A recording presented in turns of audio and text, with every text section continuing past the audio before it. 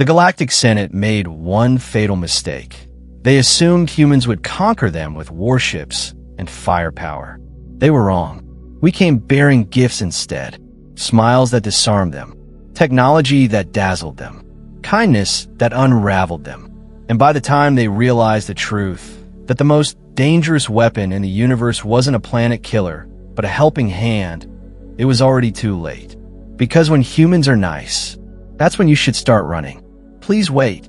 Before we start, tap that iCar button in the top right corner and smash that subscribe button. Right now. Hit the notification bell so you're first in line when new stories land. Alright, let's dive into the story. Chapter 1. The morning sun filtered through the dusty windows of the old tavern, casting long shadows across the worn wooden floor. The air smelled of ale and roasted meat, mingling with the low hum of chatter. At a corner table, a broad-shouldered man with a scar running down his cheek leaned forward, his voice a rough whisper. "You sure about this, Kale? The Black Hollow ain't a place for the faint-hearted." Kale, a lean figure with sharp green eyes, smirked as he twirled a dagger between his fingers. "Since when did you start worrying, Garrick? Thought you lived for this kind of thrill." Garrick snorted, crossing his arms. "Thrill's one thing. Suicide's another. That place is cursed, and you know it." A third figure, a woman with fiery red hair and a bow slung across her back, rolled her eyes. "Oh, come off it, Garrick. You faced worse than ghost stories and dark alleys." "Dark alleys?" Garrick scoffed. "Lyra, the last fool who went into Black Hollow came back, missing his shadow. Literally." Kale's grin widened. "All the more reason to go. Imagine the loot if no one's dared to touch it in decades." Lyra leaned in, her voice dropping to a conspiratorial whisper. "Rumor has it the old warlock's tome is still there. The one with the real magic, not the parlor tricks they sell in the market." Garrick's expression darkened. "Magic like that comes with a price. You both know that." Kale's dagger thudded into the table, making both of them jump. "Then it's a good thing we're not afraid of paying." The silence that followed was thick, broken only by the distant clatter of dishes. Outside, the wind howled, rattling the shutters. A sudden gust flung the tavern door open, sending a chill through the room. A hooded figure stood in the doorway, his face hidden in shadow. The chatter died instantly. The stranger stepped inside, his boots echoing on the floorboards. He stopped at their table, his voice like gravel. "You're the ones asking about Black Hollow." Kale's hand inched toward his dagger. "Depends on who's asking." The stranger lowered his hood, revealing a face lined with old burns. "Someone who knows what's waiting for you there. And trust me, you're not ready." Lyra arched a brow. "And I suppose you are?" The man's lips curled into a grim smile. "I'm the one who got out." "Barely." He tossed a small, twisted bone onto the table. "Take this. You'll need it if you want to keep your shadows." Garrick picked up the bone, his face pale. "This is a warning," the stranger finished. He turned to leave, pausing at the door. "Or a gift. Depends on how smart you are." As the door slammed shut, the tavern erupted into murmurs. Kale snatched the bone, examining it with a mix of curiosity and defiance. "Well, that just made this way more interesting." Lyra sighed. "Or way more deadly." Garrick rubbed his temples. "We're all going to die, aren't we?" Kale pocketed the bone and stood, his eyes gleaming. "Probably, but what a way to go." The trio exchanged glances, the unspoken agreement hanging between them. The stakes had just gotten higher, and there was no turning back now. Outside, the wind howled again, as if the world itself was laughing at their recklessness. Chapter 2. The Galactic Senate's orbital station hummed with activity, its polished halls gleaming under the soft glow of artificial stars. Ambassador Lillian Cross walked beside Commander Marcus Kane, her sleek black suit accentuating her confident stride. The humans carried ornate cases, their contents a mystery to the wary alien delegates watching from the sidelines. Senator Vrax of the Draxian Empire folded his massive arms, his scaled brow furrowing as the humans approached. "More gifts, I presume?" His voice dripped with suspicion. Lillian's smile was effortless, her dark eyes twinkling. "Of course, Senator. Consider it a gesture of goodwill." She gestured to Marcus, who stepped forward with a small, silver device resting in his palm. Marcus grinned, his rough charm disarming even the most hardened skeptics. "This little beauty can generate infinite clean energy. No waste, no pollution, just power." He tossed it lightly to Vrax, who caught on instinct, his claws tightening around it. The Draxian's nostrils flared as he examined it. "And you expect me to believe you're just giving this away?" Marcus chuckled, rubbing the back of his neck. "Believe it or not, we're just that generous." A scoff came from the side. Senator Clara of the Zelthari stepped forward, her silver-blue skin shimmering under the station lights. Her violet eyes narrowed. "Generosity is a luxury, Commander, one that usually comes with a price." Lillian tilted her head, her voice smooth but firm. "Not everything is a transaction, Clara. Some things are just gifts." Clara's lips thinned. "Gifts make people dependent. Gifts make them owe you." Marcus shrugged. "Or maybe they just make life easier. Ever think of that?" Vrax growled, clutching the device. "This is a trick. No species gives away their greatest advancements for nothing." Lillian sighed, her expression almost pitying. "Senator, if we wanted to trick you, we'd have done it by now." She leaned in slightly, her voice dropping to a conspiratorial whisper. "But if it makes you feel better, go ahead, scan it. Run every test you have. We'll wait." The challenge hung in the air. Clara's fingers twitched toward her comm device, but she hesitated. Marcus smirked. "See? Even you can't find the catch." A low murmur spread through the gathered delegates. The humans weren't just offering technology, they were offering trust, and that was far more dangerous. Clara finally stepped back, her voice icy. "Fine, keep your gifts. But remember, the galaxy has survived without you before." Lillian's smile never faltered. "Oh, I know." She turned, her heels clicking against the floor as she walked away. "But why just survive when you can thrive?" The door slid shut behind her, leaving the Senate in silence. And for the first time in centuries, the most powerful beings in the galaxy felt something unsettling. Doubt. Chapter 3. The narrow path through the Deadroot Marsh was slick with black mud, each step threatening to suck the boots right off their feet. The air hung thick with the stench of rotting vegetation, and somewhere in the mist, something let out a guttural croak that sounded far too large to be a frog. Lyra grimaced as her boot sank knee-deep into the muck. "I swear, Kale, if this turns out to be another one of your brilliant shortcuts, I'm going to strangle you with your own belt." Kale, balancing precariously on a half-submerged log, flashed her a grin. "Relax. According to the map, we're almost through." Garrick, trudging behind them with his cloak wrapped tightly around him, muttered, "The same map that said this marsh was slightly damp?" "That map. Details," Kale said, waving a hand dismissively before the log beneath him gave an ominous crack. He flailed wildly, arms pinwheeling, before splashing face first into the murky water. Lyra burst out laughing. "Oh, that's definitely a good omen." Kale surfaced, spitting out a mouthful of brackish water and a small, wriggling thing. "Not a word." Garrick sighed, rubbing his temples. "We're gonna die out here, and no one will ever find the bodies." Before Kale could retort, a low, rattling hiss cut through the mist, and all three froze. The water around them rippled, not from movement, but from something breathing beneath the surface. Lyra slowly knocked an arrow. "Please tell me that's just a really big fish."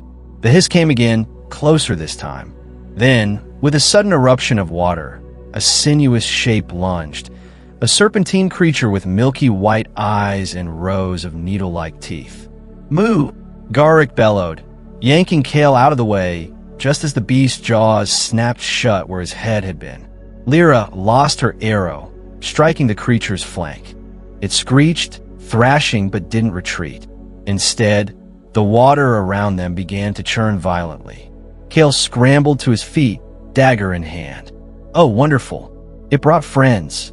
3 more serpentine heads broke the surface, their pale eyes locking onto the trio.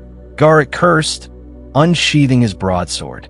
"Next time, we take the long way." Lyra fired another arrow, this time hitting a creature square in the eye. Less complaining, more stabbing. Kale ducked under a lunging head, driving his dagger into its throat. Black blood sprayed as the creature recoiled, but another immediately took its place. Garrick swung his sword in a wide arc, cleaving through scaled flesh. "We can't keep this up." Just as the words left his mouth, a deep, resonant hum filled the air. The creatures froze, their heads twitching as if listening. Then, as one, they sank back beneath the water, vanishing into the depths. Silence fell, broken only by their ragged breathing. Lyra lowered her bow, eyes wide. What in the 7 hells was that? Kale wiped his dagger on his sleeve, frowning. Something scared them off, and I'm not sure if that's a good thing. A voice, smooth and cold, spoke from the mist behind them. "No, it isn't." They whirled to see a figure standing atop the water, a woman with silver hair and eyes like polished obsidian. She wore robes that seemed to drink in the light, and in her hand, she held a staff carved from what looked like bone. Garrick's grip tightened on his sword. "Who are you?" The woman smiled, but it didn't reach her eyes. "The one who just saved your lives, and the one who owns this marsh." Kale exchanged a glance with Lyra. This was trouble, the kind that didn't end with a simple fight. The woman tilted her head, studying them. "You seek the Black Hollow." "What?" Lyra hesitated, then squared her shoulders. "That's our business." The woman's smile sharpened. "Then by all means, keep walking. The marsh is hungry tonight." Kale stepped forward. "Wait, what do you want?" Her gaze locked onto him. "A trade, a favor for safe passage." Garrick's voice was wary. "What kind of favor?" The woman's fingers tightened around her staff. "Bring me the warlock's heart, and I'll let you live long enough to reach the hollow." The words hung in the air, heavy with unspoken danger. Kale exhaled sharply. "Well, that escalated quickly." Lyra groaned. "Why is it always hearts with you people?" The woman's laughter echoed through the marsh, sending a shiver down their spines. Then, without another word, she vanished into the mist, leaving them with a choice that could cost more than they bargained for. Chapter 4. The Grand Chamber of the Galactic Senate was in chaos. Holoscreens flickered with reports from every corner of the galaxy. Trade routes collapsing, defense budgets slashed, entire populations enthralled by human innovations. Senator Vrax slammed his massive fist on the podium, the sound echoing through the dome. "This is not progress. This is surrender." His voice boomed, the scales along his neck flaring crimson with fury. Senator Clara stood from her floating dais, her silver-blue fingers gripping the edge until her knuckles paled. "Look around you, Vrax. Our people demand human technology now. They refuse to go back to how things were." A murmur of agreement rippled through the assembly. The Zinthri delegate, a willowy being with iridescent skin, raised a trembling hand. "The human medical drones have saved millions. Their clean energy grids have ended our fuel wars. How can we deny our people these miracles?" Vrax snarled, his tail lashing behind him. "Because they're not miracles. They're bait." At the back of the chamber, Commander Marcus Kane leaned against a pillar, arms crossed, watching the pandemonium with quiet amusement. Ambassador Lillian Cross stood beside him, her expression serene. "You should see your faces," Marcus called out, his voice cutting through the noise.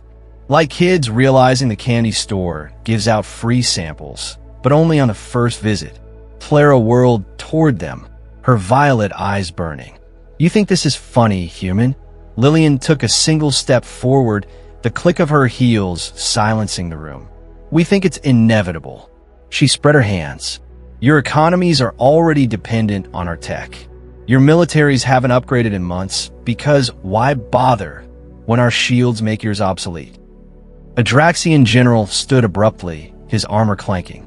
"We could crush you, wipe your pathetic planet from the stars. Marcus laughed, a sharp, barking sound. Sure.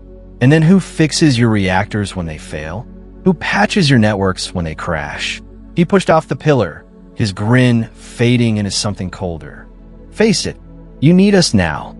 The silence that followed was heavier than gravity. Clara's voice was barely a whisper, but it carried like a knife. You planned this. Every gift, every act of kindness. It was all to make us dependent. Lillian's smile didn't reach her eyes. We didn't make you do anything, Senator. You chose this. Freely. Brax's massive shoulders slumped. When he spoke again, the fire was gone from his voice, replaced by something worse, defeat. So this is how it ends. Not with war, but with gifts. Marcus tilted his head. Who said anything about ending? He gestured to the star map above them, where human trade routes now glittered like veins of gold. This is just the beginning. And in that moment, the Galactic Senate understood the true horror of humanity's strategy. They hadn't conquered the galaxy. They'd seduced it. Chapter 5. The ruins of Black Hollow loomed before them, jagged spires of black stone clawing at the storm-choked sky. The air crackled with something old and hungry, pressing against their skin like the breath of a waking beast. Garrick tightened his grip on his sword, his knuckles white. Tell me again why we agreed to this. Kale adjusted the straps of his pack, his usual smirk absent. Because the alternative was being digested by a marsh full of snake monsters. Lyra ran a hand along the crumbling archway, her fingers coming away coated in a fine, silvery dust. This place isn't just cursed. It's alive. A low, rhythmic thumping echoed from deep within the ruins, like a heartbeat. Garrick's jaw clenched. That better not be what I think it is. Kale shot him a sideways glance. If it is the Warlock's heart, does that mean we can skip the whole cutting it out part and just ask nicely? Lyra rolled her eyes. Sure, let's ask the 1,000-year-old nightmare-fuel Warlock for his heart. I'm sure he'll be delighted to hand it over.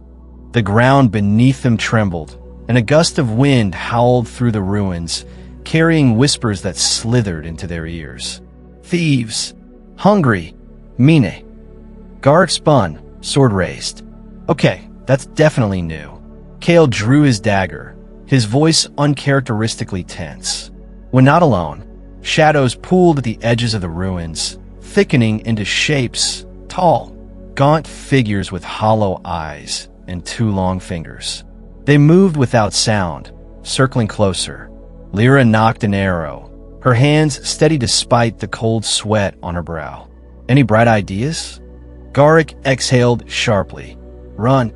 Kale shook his head. Won't work. They're between us and the way out. One of the shadows stepped forward, its voice a dry rasp. You are not welcome here. Kale forced a grin. Funny, the sign outside said open for business. The shadow's head tilted, as if confused by the interruption. Then it lunged. Garrick's sword met the creature mid-air, cleaving through its form. But the shadow simply reformed, its fingers elongating into claws. Lyra's arrow struck its chest, vanishing into the darkness without effect. Oh, come on. Kale backpedaled, dagger flashing. Okay, new plan, panic. A sharp, discordant chime cut through the chaos. The shadows froze, their forms shuddering. From the depths of the ruins, a figure emerged, cloaked in tattered robes, his skin stretched tight over bones like parchment. The Warlock. His voice was a whisper, yet it filled the ruins. Enough. The shadows dissolved like smoke, leaving only silence. The Warlock's hollow eyes fixed on them. You seek my heart. Garrick swallowed hard. More of a social call, really. The Warlock's lips peeled back in something resembling a smile. Liar. Kale stepped forward, his dagger still in hand. Look, we didn't come here for a fight, but we do need that heart. The Warlock's skeletal fingers brushed against his chest. And what will you give me in return? Lyra hesitated. What do you want? The air grew heavier, the heartbeat sound swelling until it vibrated in their bones. A trade, the Warlock murmured. One of your hearts for mine. Garrick's grip on his sword faltered. That's not happening. The warlock's gaze shifted to Kale. You carry the bone, the marsh witch's token. She sent you to steal from me. Kale's fingers instinctively touched the twisted bone in his pocket. Yeah, well, she wasn't exactly giving us a choice. The warlock's laughter was a dry, rattling sound. There is always a choice. Lyra's voice was sharp. Then let us choose. We're not handing over anyone's heart. The warlock studied her, then nodded slowly. Very well. Then you will face the Hollow's judgment instead. He raised a hand, and the ruins shifted, the stones groaning as the ground split open beneath them. Kale barely had time to shout before the darkness swallowed them whole. Chapter 6. The Resistance meeting took place in the abandoned underlevels of the Senate complex, where the glow of human-installed lighting strips hadn't yet reached.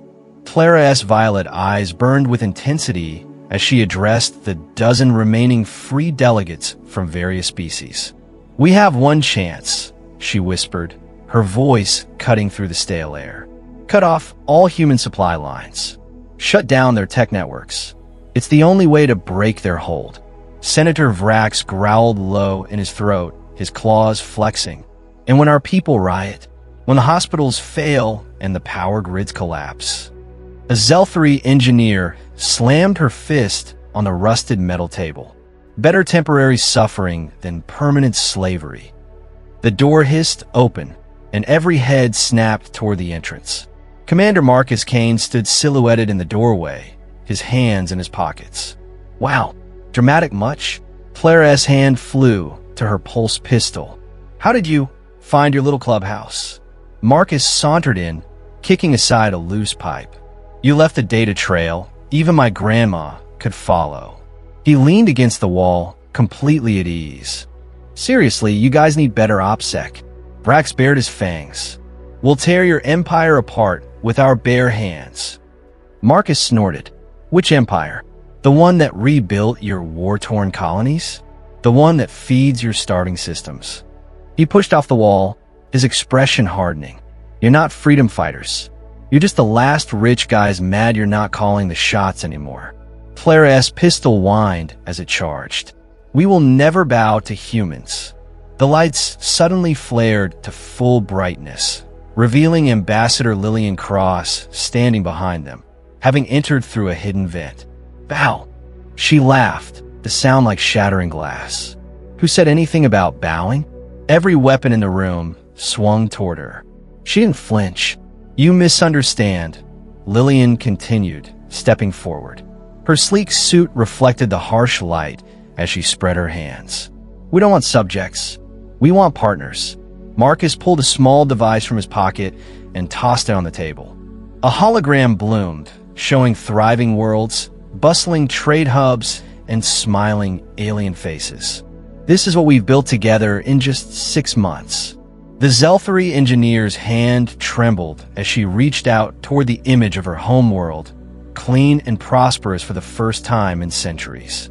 Clara noticed the hesitation. Don't look at their lies, she screamed. But it was too late. Vrax was the first to lower his weapon. What do you propose? Lillian's smile was radiant. A real alliance. Equal seats on a new council. No masters. No Slavs. She locked eyes with Clara. Just people who finally stopped fighting long enough to build something better. The pistol clattered to the floor as Clara's shoulders slumped. You win, she whispered. Marcus shook his head, stepping forward to pick up the weapon. That's the thing, Clara. He pressed the pistol back in her hand. This was never about winning. Outside, the first rays of dawn filtered through the ventilation shafts, illuminating the faces of the galaxy's last free leaders as they made their choice. Not surrender, not defeat, but something far more dangerous to the old ways of thinking. Hope. Chapter 7. The darkness didn't just surround them. It pressed in, thick and suffocating, like being swallowed whole. Kale's fingers scraped against rough stone as he pushed himself up, his voice hoarse from the fall. Anyone still in one piece? Or did the warlock decide to redecorate using our bones? Lyra groaned nearby, her bow clattering against stone as she struggled to her knees. If I wanted to be tossed around like a sack of potatoes, I'd have joined the circus. Garrick's sword scraped against the ground as he stood, his voice tight with pain. Wherever we are, it's not on any map I've seen. A sickly green light pulsed to life above them, revealing a cavernous chamber with walls that seemed to breathe. The warlock stood at its center, his skeletal fingers curled around a pulsating mass of shadow, his heart. "The final chamber," he rasped, "where all debts are paid." Kale rolled his shoulders, forcing a grin despite the way his ribs protested. Lovely decor, very moist, the warlock's hollow eyes fixed on him. "Your humor will not save you now, thief." Lyra knocked an arrow, her hands steady despite the tremor in her voice. "We're not thieves. We're just terribly lost tourists." Garrick shifted his stance, sword gleaming in the eerie light. "Enough games. What happens now?" The chamber trembled as the warlock extended his free hand. "Now you choose. My heart for one of yours." Kale barked a laugh. "That's not a choice. That's a bad punchline." The shadows along the walls began to move, forming into twisted versions of themselves. Kale with hollow eyes, Lyra with a serpent's grin, Garrick with blood dripping from his blade. Lyra's breath hitched. "Okay, that's new." Garrick's grip tightened on his sword. "Illusions. Don't let them." His shadow self lunged before he could finish, steel meeting steel in a shower of sparks. Kale barely dodged as his doppelganger slashed at him with a shadowy dagger. "You know, I always thought I'd make a dashing villain." Lyra's arrows found their marks, but the shadow versions simply reformed. "They're not staying down." The warlock's laughter echoed through the chamber. "They're your doubts, your fears. You cannot kill what lies in your own heart." Garrick roared as he cleaved his shadow in two, only for it to reform instantly. "Then how do we stop this?" The warlock's gaze fell to Kale's pocket, where the twisted bone still rested. "Break the cycle." Kale's fingers closed around the bone. "This thing?" But the witch said she lied. The warlock hissed. "That bone is the last piece of my heart. Crush it, and this ends." Lyra ducked under a shadowy blade. "And why should we believe you?" The warlock's form flickered, revealing a glimpse of a younger man beneath the decay. "Because I tire of this prison." A shadowy version of Lyra's arrow grazed Kale's cheek. He wiped the blood away, staring at the bone. "Well, here goes nothing." With a sharp crack, he snapped the bone in two. The chamber erupted in howling wind. The shadow versions dissolved into smoke. The warlock's form began to unravel, his voice fading. At last free, the ground shook violently. Stones rained from above as the entire cavern began to collapse. Garrick grabbed Kale's arm. "Run!" They barely made it through the crumbling archway before the tunnel behind them sealed shut with a thunderous crash. Sunlight blinded them as they tumbled out onto the marsh's edge, the ruins of Black Hollow collapsing into the earth behind them. Lyra spat out a mouthful of mud. That was too close. Kale lay on his back, staring at the sky. "So, anyone else starving? I could eat a whole boar." Garrick kicked his boot. "Only you could nearly die and think about food." A slow clap echoed from the trees. The silver-haired witch stepped forward, her robes torn, eyes burning with fury. Nearly being the key word, she hissed. Kale groaned. "Oh, come on. Can't a man enjoy his near-death experience in peace?" The witch raised her hands, and the world exploded in fire. But that, as they say, is another story. And that was the end of the story. Comment below if you want the next chapter, and hit that like button. Please subscribe, turn on the bell, and, as always, keep the last light burning.